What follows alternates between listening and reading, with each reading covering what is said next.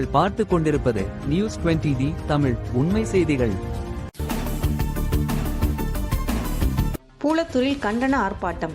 தமிழகத்தில் தற்போது மாவட்டங்கள் பிரிக்கப்பட்டு வரும் நிலையில் திண்டுக்கல் மாவட்டத்தில் இருந்து பழனியை தனி மாவட்டமாக பிரிக்கும் படலம் நடைபெற்று வருகிறது. இந்நிலையில் பழனி மாவட்டத்தை தனியாக பிரிக்கும் போது கொடைக்கானல் தாலுகாவை அதில் சேர்க்க வேண்டாம் என்றும் ஏற்கனவே உள்ள திண்டுக்கல் மாவட்டத்தில் சேர்த்திட வலியுறுத்தி பூளத்தூர் திமுக கிளை செயலாளர் பாலசுப்ரமணியன் முன்னிலையில் ஆர்ப்பாட்டம் நடைபெற்றது. இதில் திமுக உள்ளிட்ட அனைத்து கட்சியினரும் பொதுமக்களும் கலந்து கொண்டனர்.